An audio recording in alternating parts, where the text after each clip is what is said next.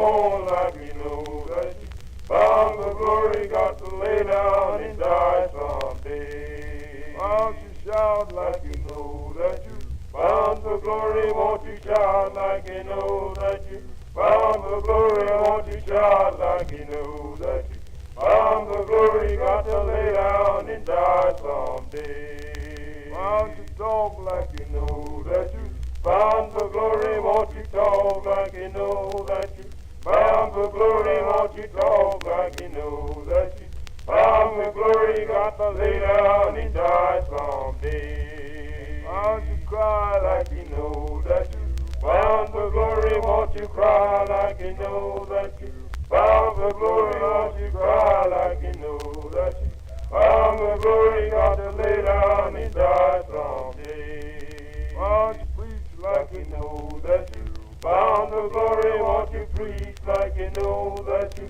bound for glory? Won't you preach like you know that you bound for glory, got to lay down and die someday.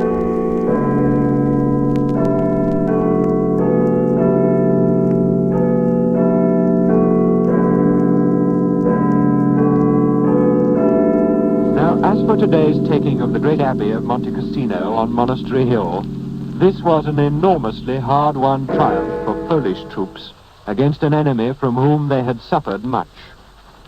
In the mountain heights through which the Poles broke to get round the back of the ruined monastery fortress, fighting had been severe in the extreme. Men fought till they dropped exhausted, or dropped killed or wounded. They had to get through appalling mountain tracks, with the Germans commanding them and pouring streams of fire upon them at every move. The Poles were counterattacked time after time when they gained a height, and there was, all the time, no way up to the hill positions except by mule and finally on foot.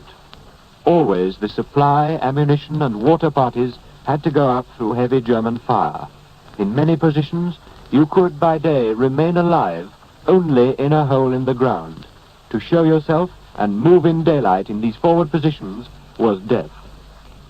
I was at a Polish headquarters on the morning of the capture when the news came through. We're in the abbey. Monastery Hill is occupied. It was a historic moment, and the drama was heightened when an officer put the good news right in front of my eyes. He handed me a small piece of paper. "It's come from the monastery by one of our carrier pigeons," he said. And I looked at the crumpled scrap of paper. All that was on it was one large V for victory, drawn in pencil, and it was signed by a lieutenant of signals who had reached the abbey. The high wall of the abbey's west front was standing. Only that. The rest was just a pile of stones. That was all that remained of this famous religious house and seat of learning in this, the last act of its 1400 years of history.